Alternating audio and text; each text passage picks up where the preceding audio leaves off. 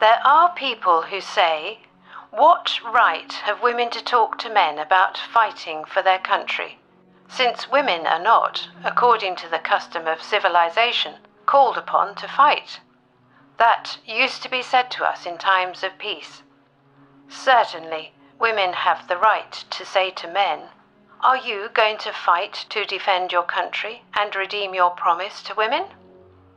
The least that men can do is that every man of fighting age should prepare himself to redeem his word to women, and to make ready to do his best to save the mothers, the wives, and the daughters of Great Britain from outrage too horrible even to think of. What bitterness there was in the hearts of many women when they saw work and business going on as usual, carried on by men who ought to be in the fighting line, who ought to be in the fighting line, who ought to be in the fighting line.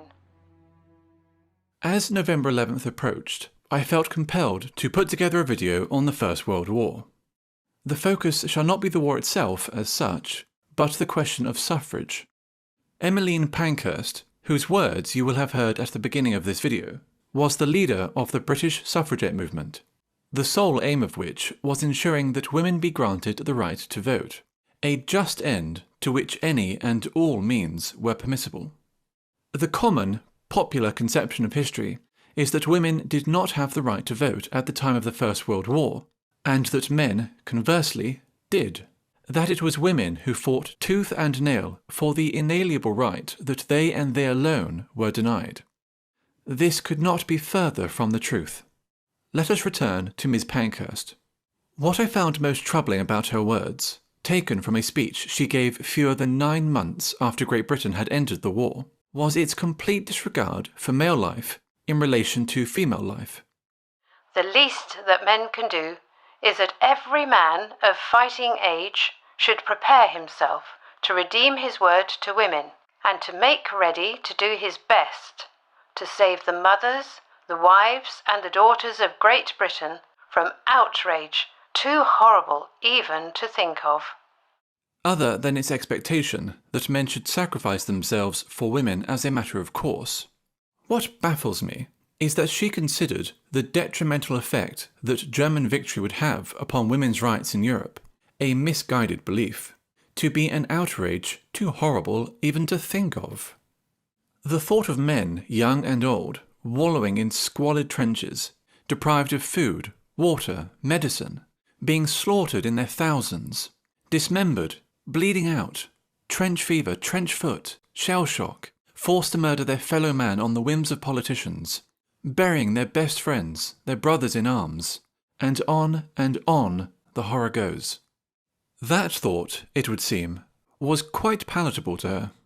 If this seems like an exaggeration on my part, consider another line from her 1915 speech.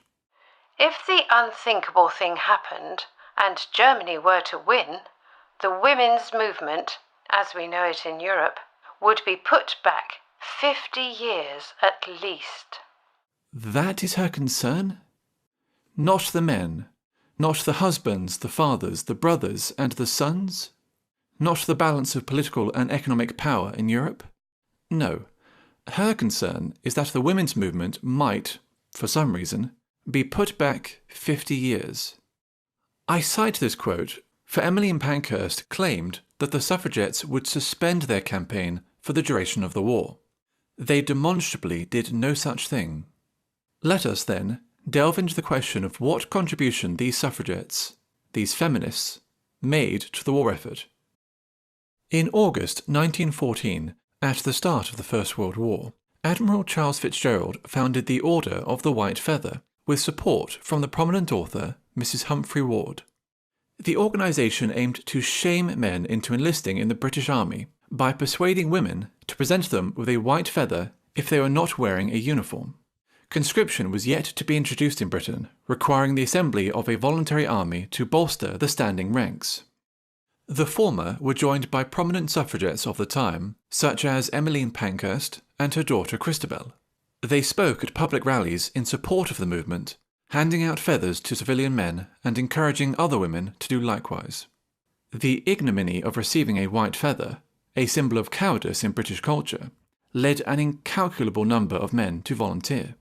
The suffragettes and the government, bitter enemies a few months prior, had become means to each other's ends. This is the responsibility, chiefly, of the state, but I refuse to dismiss the role played by women, specifically suffragettes, in attempting to destroy men's self-worth and forcing them to face the atrocities of war as recompense.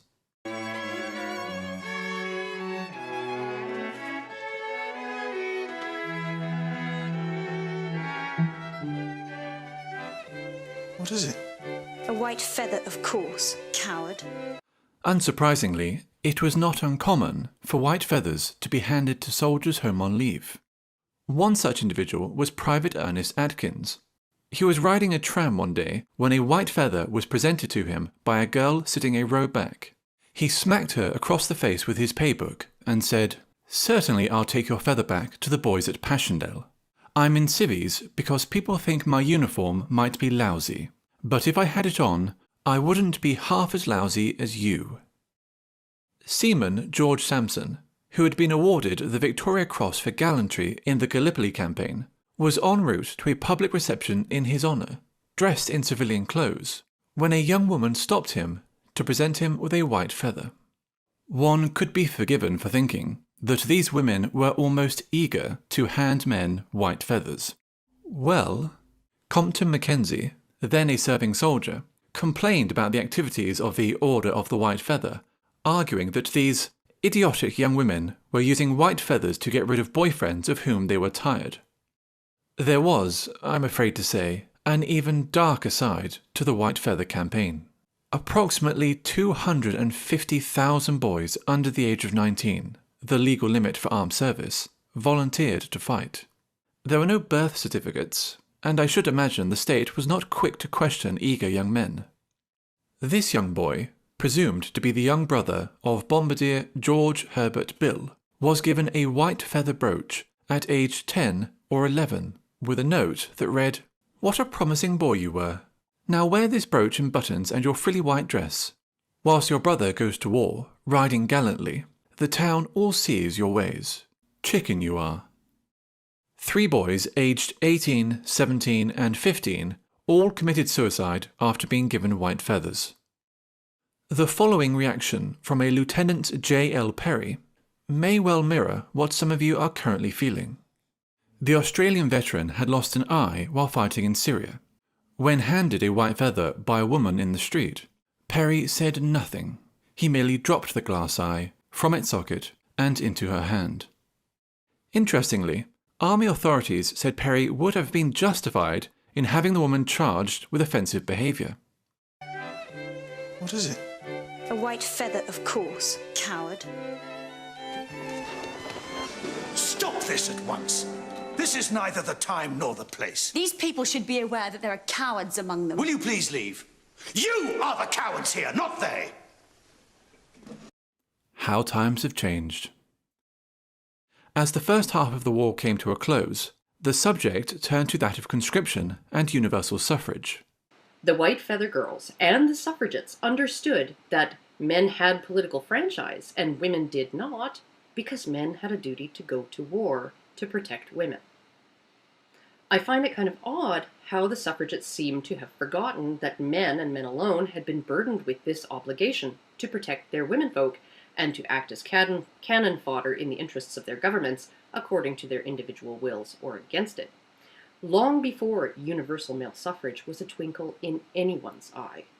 While the dates and details differ from nation to nation, there was a clear historical trend. Suffrage, the right to vote, was granted to the wider population in drips and drabs over a period of centuries. Some context, if I may. In the year 1432, King Henry VI decreed that only male owners of property worth at least 40 shillings, a significant sum, were entitled to vote. This remained the case until the introduction of the so-called Great Reform Act of 1832. This extended the right to vote to approximately 1 in 7 men, subject to the value of their propertied land. Further reforms in 1867 and 1884 increased the percentage of males eligible to vote to around 60% of the population aged 21 and over. Women were yet to be extended suffrage. And thus we reach the First World War. If one allows for the number of British soldiers under the age of 21 and the disproportionate number of recruits from the lower and middle classes, it would be quite reasonable to assert that more than half of the men fighting for Britain during World War I did not have the right to vote.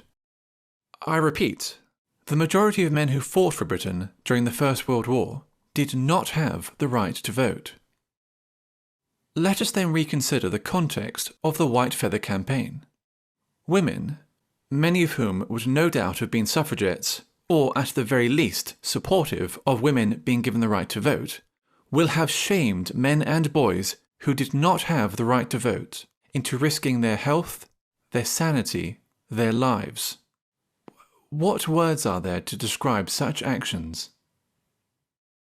In January 1916, a military service bill was introduced rendering all men aged 18 to 41 liable to be called up for service, the first instance of legislated military conscription in British history.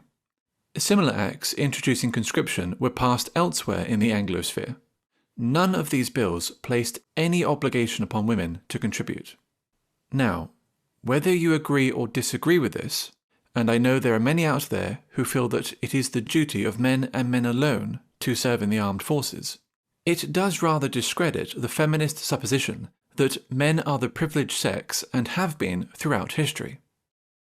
It would seem that the obligation to fight a war for a country that does not permit you to vote is a man's privilege. The right to be mocked, shamed, humiliated, and scorned by female strangers for being male is a man's privilege. The horror of war is a man's privilege? When the First World War ended, another Reform Act was passed extending suffrage to every man over the age of 21, as well as most women over the age of 30.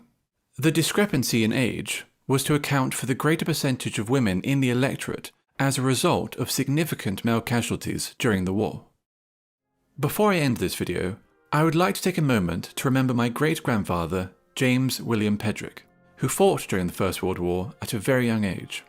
Here we see both his medical card and the two medals he was issued at the war's end, the British War Medal and the Allied Victory Medal. Whatever one may think of the motives behind the war itself and the disastrous Treaty of Versailles, the ordinary men and women who were drawn into the war will always be deserving of our respect and sympathies. I encourage everyone with a relative who fought during the war to share their story in the comment section below. I would very much like to hear from you. I leave you then with the bittersweet image of an English poppy field in full bloom.